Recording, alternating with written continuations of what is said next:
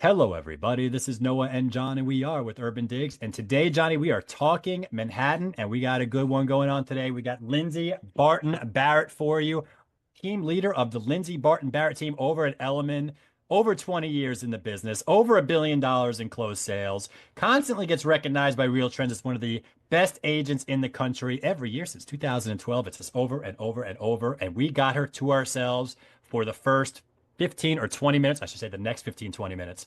And Lindsay, we're going to come right at you right here. Thank you for being here, but I just want to know what's going on in that head and what you're seeing out there. So please tell us all what is going on in the state of the New York City markets today. I wish I had all those answers in my head. I think that this last year, well, I would say the last 12 months have been some of the most surprising to me. In my business, I've been like you said, I've been in the business over 20 years. There have been plenty of times when thought things would be busy and they weren't. Usually in the fall. Every fall, we kind of talk about why this fall is going to be busy, and then we talk about why it isn't. But we've had plenty of surprises. But with election year, with immense uncertainty, and then now we're just living in a constant state of uncertainty. The strength of the New York City real estate market has actually quite surprised me. I really expected the fall to be very quiet because people didn't know what was going to happen. And then, now that we have all this market volatility in the stock market where so many of our buyers have so much capital tied up, I just really expected that we would see a much more significant pause than we have, and there has been almost no pause. I think that everybody has different points of view as to what this means for our market, for the economy overall. But I've also had plenty of people come up to me and say, "Oh, you must be so happy that the market is tanking because everybody's going to want to put their money in real estate." And I said, well, I wish it were that simple. But what I do think is that there's so much uncertainty that people almost feel like they can't change the things in their life that they were already doing because they don't know what's going to happen tomorrow. And I think that what we're seeing overall is just a kind of like we saw post-COVID. I think there were a lot of naysayers who said, "Oh, New York is dead, everyone's leaving." I was very excited during COVID because I saw the writing on the wall that the Brooklyn townhouse was going to be a pretty hot commodity. And we were right. And there was a blip, and I think that we haven't even had a blip. I think that people do feel that and frankly, I think that there's now some degree of concern that rates are going to go up. And so I think that we're getting pressure from that people want their own stability in their lives because they're not getting it externally. And so if they're shopping for a new home, we really saw almost no fall off. And it happened at the same time that the market would normally be picking up speed. We're seeing new inventory, seeing new buyers. And that's exactly what's happened. I would say, obviously, any market is a lot more granular than that. And so that's my overall view of what we're seeing in terms of specific price points, specific markets. It's different. And what I do think I'm seeing a little bit, although again, much less than I expected, is just like post-COVID, I think people are really going to have a preference towards finished and homes that don't need renovation, because I think that construction prices, if they weren't high enough, are probably going to get higher with these tariffs. And I think other people do too. And so they're looking for certainty and stability, and buying something that needs a renovation is kind of the opposite of that. So that being said, I went to a house in Cobble Hill on Sunday that needs a gut renovation, and they had 6 offers. So Wow. I don't Who know. knows? So first of all, you're absolutely right. I mean, you think just thinking back to say 6, 7 months ago before the election, all of the talk was about the uncertainty revolving around the election. I mean, it seems like it seems like the length of time that COVID was ago, right? I mean, ancient history compared to what Yeah. we've been through now. I mean, the markets, all this uncertainty now that's been generated, but it sounds to me that the Brooklyn townhouse market, this is kind of where I'd like to go, taking the deep dive into this market, like it's just powering through. And if you look at broad Brooklyn, it's been doing some different things than it has been over the last few years, but it sounds like the townhouse market's doing something differently. What is going on with the Brooklyn townhouse market? I mean, that's really my sweet spot. And so I'm happy to talk about it. I think that one thing that I had always observed as a townhouse owner and as a real believer in townhouses as just like the value of the asset for so long, I always felt it was totally undervalued. I think that New Yorkers appreciate convenience more than anyone in the world, or maybe not anyone in the world. There are plenty of places I haven't been. They're up there. Yeah, but Yeah. people like convenience and they can have it. And, they have amenity buildings, they have laundry, they have a dry cleaner in their own building. They can put their trash on the stair and never look at it again. Like people really were willing to pay for convenience for so long. And so townhouses were just really undervalued when you look at quality of product and sort of price per square foot compared to a comparable apartment. Even if it was a weird maisonette duplex in a condo building, it was still going to trade for a much higher price than the equivalent townhouse down the street. And when COVID happened, I was on a number of these Zoom calls with industry people where we were all kind of going, what do we do? And, those were the calls where a lot of people were saying, New York is dead. Everybody's leaving. No one's ever going to live in New York again. I personally thought we were never going to have a restaurant in New York again. That was my expectation, but I was wrong about that, fortunately. But I knew that the townhouse was going to be where people wanted to be. It was the most analogous to wherever most people were spending time. They were out in the country, they had a yard, they had floors, they could go to their home office upstairs while their kids played in the yard. Like it just was very clear to me that would be the direction people went, and it was. I think that it has just continued. I think that there are a lot of different elements of it. The tax question is a big one where, as we all know, for better or worse, whatever politically, like new buildings are getting absolutely like killed when it comes to taxes. And so that is the extreme, but even if you're buying in a condo conversion, your taxes will be exponentially higher than if you own a townhouse at the same price. Exponentially, and you could buy $7 million townhouse in Cobble Hill or Park Slope, and your taxes could be $14,000 a year. Maybe they're 20, maybe they're 22.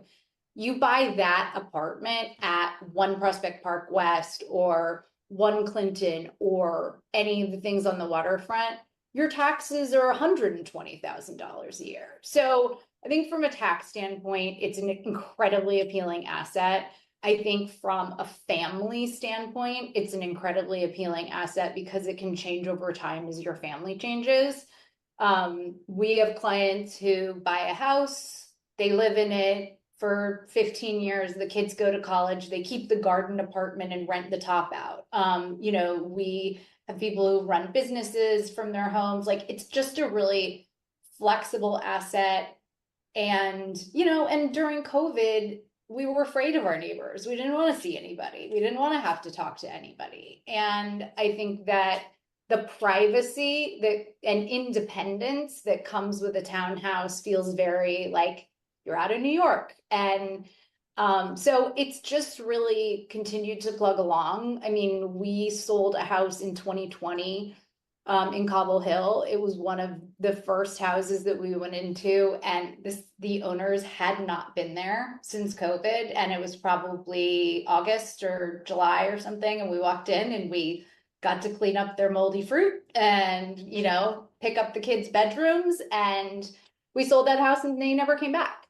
And that house we sold, I think August, September 2020 for about 4 million, and they little under 4, and they, I believe, are about to sign a contract for 5, and Nice. nothing's changed. So it's really plugged along. 2022, I would say, was really, we all of a sudden saw prices that we'd never seen before. Right. And this is really fascinating. First of all, because I feel sort of vindicated, because we put out a piece back in 2020 saying that COVID is going to be, it's going to be a golden age for townhouses. So I'm glad someone's paying attention. That's and right. really making the most of it, because I feel like Yeah. a lot of our audience was focused more on the apartment sales, and it's like, it's really tough. And then it kind of took off, but I'm glad that it seems to be happening in Brooklyn. But I want to dig in, because this is really fascinating. And you're talking about, going to that one place that hadn't been touched in years and it's old and musty. Who are the sellers? Who would be selling such an asset? Number one, are these generational people that are moving on? And who's buying these days? No, to clarify, this was a gut renovated, gorgeous townhouse. They had not been in their house since March. So they'd gone to Connecticut to spend time with family, to be in the country, and they weren't even coming back. They just said, this is our life now. We were cooped up in New York. We want our kids to be able to play with their cousins, sell our house. And so we had a few of those.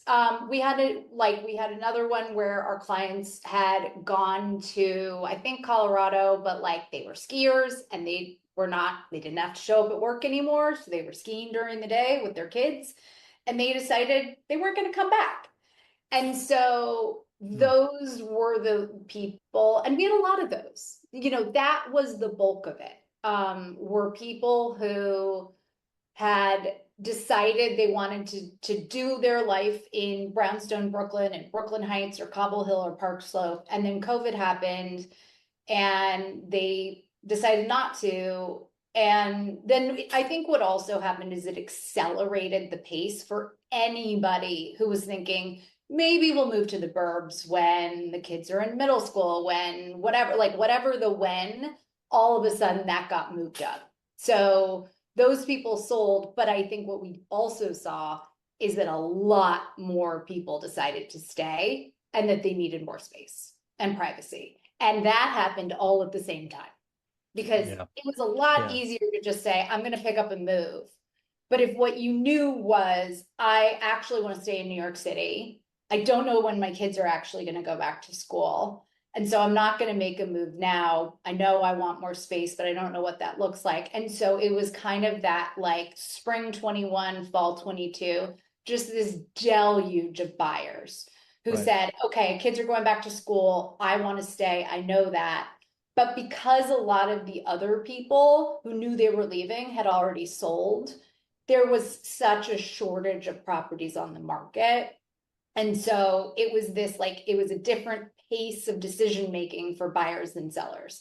And so that 22 just crunch, we saw a lot of that. I have to ask just one more question, though, and then I'll let you take over. Of course. You mentioned 2022 and you had that rush of people flocking in. Obviously, there's a lack of supply. And that's one thing that's been really sort of menacing the Brooklyn market for a long time, is that lack of supply. But mortgage rates back then were, practically zero. It was basically free money. Exactly. At a point now where mortgages actually cost something. The buyers in townhouses, Brooklyn townhouses, are they mortgage sensitive? Are they interest rate sensitive? Are they mortgage buyers, or this is a cash market? Definitely depends on the price point. We see a lot of cash buyers, because also, while obviously a totally renovated townhouse is the dream if it's what you want, there are plenty of people who go into it knowing they have to renovate. And if you're renovating, you need to have cash. Sometimes we have to explain to buyers who come to us and say, we can't really afford something, that's $5 million, but we'd be happy to renovate. And I have to explain to them, you cannot leverage a renovation. So you're better off buying the $5 million house than trying to buy something that's 3 and do $1 million renovation. You need a lot more money. So it's just not, and you're not gonna have a place to live for 2 years, and you think it's gonna be $1 million and it's gonna be $1.8 million. And, I think that's the unpredictability. I say, as someone who's done 3 renovations in 3 years, because I hate myself. But it's really like I warn people against it. If people want to do it, that's great. But it is, and especially now, you throw in the tariffs, you throw in everything that's going to happen over the course of the next 6 months, and I think renovations are going to be even worse than they already were. Yeah, interesting. If we can imagine. All right. That was an excellent Brooklyn roundup. Thank you very much. We don't really go deep into Brooklyn that often here, and it's interesting to see the townhouses really appreciate so much since 2020. I mean, I know the general markets have not appreciated that much since 2020. That's like 25%, give or take. And it makes sense. Makes sense. Lindsay, could you just go over a little bit how you approach pricing? I know it's an art. I know it's a science. You've done a lot of these. Mhm. There's a lot of friction in conversations. How do you approach the whole pricing situation? That's a very good question. Again, wish I had this magic answer, but I think, Give us the formula, Lindsay. Give us yeah, the formula. exactly. It is 2x. Pi. Yeah, times Yeah, pi. Yeah. lot of pie, lot of pie. I think that it has to be a collaboration with the seller. They have to buy into the strategy. And I am rarely a proponent of intentionally underpricing, because I really think it can bite you in the butt, like in so many different ways. Because you can have one person who decides to move ahead. You can have 27 people who make offers and they're all pissed off and they're not qualified. And it turns out you never even got the right buyer in because they had a higher budget. Like, I just think that any like extreme underpricing, everybody says, okay, the market sets the price. But you have to be in the right market. So that's not a surprise I want to have.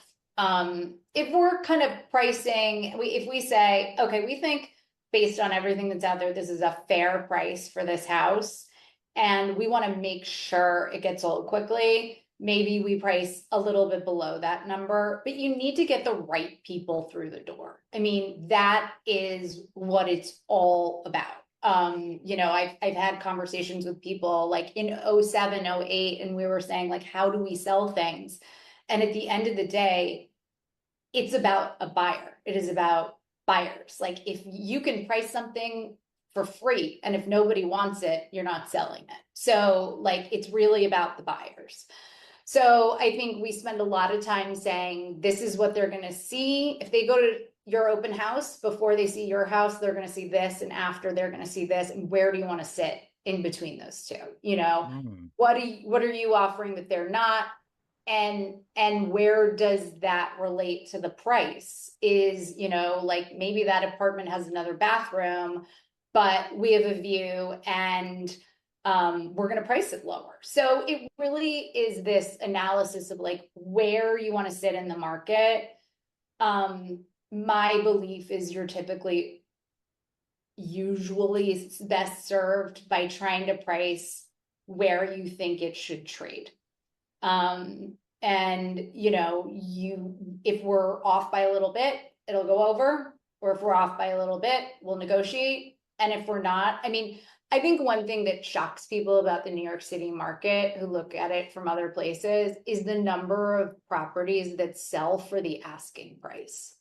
Like, that's unheard of a lot of places, whether it's San Francisco, where everything sells 25% above the asking price because everything is an auction, or whether it's other places where everything you assume there's going to be some degree single digit negotiation and it's going to trade below the asking price. And so I think that, we've always had a supply demand imbalance. We have incredibly qualified buyers. And so if you put it in front of them at the right price, they are educated, they are qualified, and they will recognize it. So yeah, I love how you make it real by saying you have to collaborate with your client. All too often, agents just throw something down and say, this is what it is kind of thing. Yeah. So And I like sometimes the they collaboration. ask for that, and we Yeah. don't want to do that. We want to understand the motivation and what they're willing to do and not willing to do. And if there's a number they absolutely have to get, or they're not selling. Like, I want to know that too, because Yeah. you have a $5 million house and you're not selling it unless you get $6 million. Not a great use of my time. That's a good point. Like, and I'm not going to take the listing. Yeah. Yeah. And during that discovery process, the collaboration process, I would think that the chances of the seller actually potentially seeing reason goes up as well, Exactly. through that process if they're part of the conversation. And what I loved about this approach is it sounds like for me that you're making it real, right? Buyers are going to come in here and they're going to see that. Buyers are going to come in here, they're going to see that. Buyers are going to leave this property and they're going to look at this property, they're going to look at this property, they're going to look at that property. Yeah. Right. And they have that and you don't have that, and they're at here and we're at here. So Yeah. it sounds to me like you find like a couple of truly competitive properties, a little bit, some of them ahead, some of them below, and try to price it right in between. Like you find something over here and over here, Yeah. and see how the pricing differentials and nail that middle part. Is that kind of how the Yeah. approach is? Yeah. Yeah. And I try really hard to explain to people that it is like one of the reasons. So I was a lawyer, and when I knew that was not for me, I couldn't. Oh, that explains everything. No, I know. I am whatever. Okay. Criticize lawyers. And I actually considered going into commercial brokerage because I was a real estate lawyer, and those were the people that I was engaged with, and kind of looked at what they were doing and went, I'd rather do that. I'd rather be like making deals and like taking these really intelligent people and bringing them together and fostering a deal. Anyways, that is neither here nor there. The reason I try to make it really clear that when people are buying a home, they are emotional. And whether it is a dynamic in a relationship, whether it is a life event, people are going to be emotional about their home. And I work with a lot of different buyers and sellers, but most of my clients are users. Like, most of them are not investors. Most of my clients are users. And so you like have to explain to people that you want them to feel good when they walk into your apartment. And if it is really overpriced, they don't feel good the whole time they're there, because you're telling them that you think they're not very smart. And New Yorkers don't like being told that. And if they walk in and go, oh my God, this is like, what we often say is, you want it to be the nicest apartment they have ever seen for that price, so that they can't even consider not making an offer. And, that's an ideal scenario. And, then you end up with too many offers. And so, it's finding that balance. But it really is, it's helping your seller remember when they bought something, or maybe they just bought something, and you can draw it back to like, how did you feel when you walked into XYZ that you're in contract for? Like, we're trying to cultivate that same feeling. And if it's overpriced, people will not feel good about anything about the apartment. So it's, and everybody's different. Everybody hears a different part of it. And honestly, one thing that's hard is we also work in a market where we don't have many comps. I have, okay, so I'm selling a townhouse with a garage. How much is the garage worth? Like, we have houses that are renovated by some really well-known architect, and then we have a house where somebody got renovated it themselves, and you have to delicately explain the difference. And so it is also a bit of a not guessing game. You want to be as connected with buyers as you possibly can to understand what else they're seeing and how they're going to feel about it.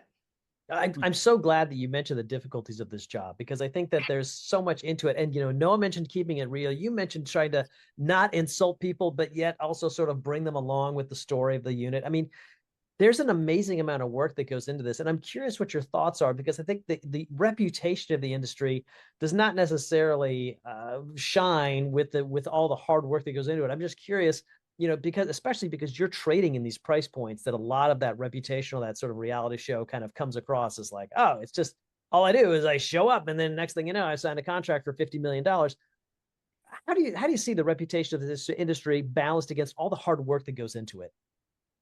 I very much appreciate that question.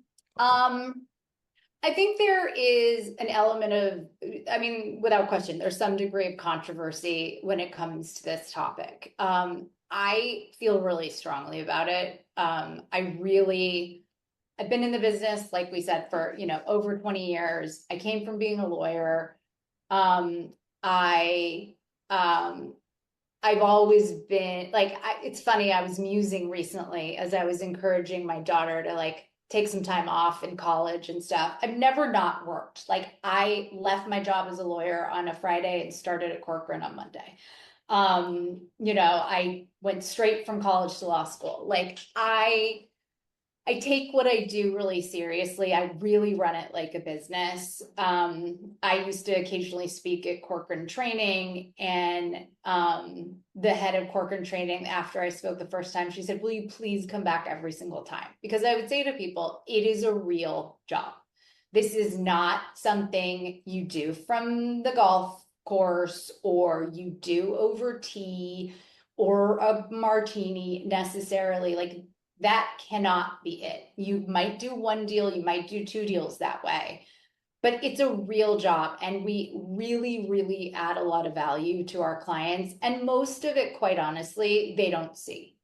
When I have a absolutely brutal appraisal where I'm very concerned about an appraisal, they don't see what we do behind the scenes, where we call every single broker who has a remotely comparable property and try to understand what was good, what was bad, why did it trade there. They don't know that we know every single school district in New York City. And even though the appraiser can't take it into account, we're going to tell them that this is the most coveted public school in Brooklyn and people are paying for the school. Know that, they really, really don't see, they don't understand the importance of qualifying a buyer. And that if you get somebody who's doing their first deal, they don't know what to look at. And you could very well end up 4 months down the road, back at square one. It's the middle of the summer, nobody's buying. Like we also, our relationships that we build in the industry are really where we add value. I try very, very hard to do my job well. I try to be prepared. I try to be able to answer questions. I want people to know that when they walk into my listings, they're going to be treated fairly. And that gives me a lot to work with when I'm representing a buyer. I know that people are going to pick up my call, or if I have somebody who's interested in a listing in a building where somebody has something in contract, they have no reason to help me, but they will. There is a degree of camaraderie. And that's one thing that is very frustrating about these shows. It is this like everybody's pitted against each other. There is so much business out there. Like there really is. No one person could do it all, and so it is going back to it. It's a very personal relationship and people are emotional about it. And there are certain people they're going to resonate with more than others. And so there is no one broker who's like the perfect broker. And so, I say to people, use your strengths to sort of help you build your business or play into like how you relate to your clients. Don't try to become another person in order to do this job, because you can do it as any person. And that can be, an identifying thing instead of a detraction. But what frustrates me is that it does portray brokers as showing up, looking good.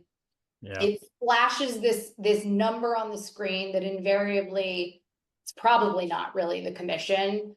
They don't say that they're paying the house. They don't say that they're selling this $15 million house. Well, they're also paying $70,000 towards the staging, or 40 or whatever. Like there's no back of the house. It's, and this is a job where we really do have like back of the house in front of the house. Like we have to talk to contractors, we have to talk to managing agents, we have to talk to all these people. And then we also have to show up at this lunch with the business manager and make sure they understand that we're professional, but we have to like get the handyman there to clean up the dead bird or whatever, and so it's really, yeah. And that's, and I have to say, that's one thing that's frustrating to me too, is as we've gone through this whole NAR situation and a lot of brokers are sort of trying to like justify their existence. There were a lot of like cute, reels where people are like, I'm not just a broker, I'm a housekeeper and a blah, blah, blah. I'm like, no, I'm a broker. I'm not a housekeeper. And I'm going to do what it takes to get a deal done. I'm going to do what it takes to showcase your property, but I'm not going to show up in the middle of the night because you're worried somebody may be broken. Like it really is important for us to make it clear that we are professionals. And I think that we are most analogous to your financial advisor. We are giving you advice and guiding you on probably, for a lot of our clients, the most valuable asset you will ever own in your life. And plenty of our clients, that's not the case, but it's certainly a significant part of the portfolio. And so, would you tell your financial planner to go clean your house? Probably not.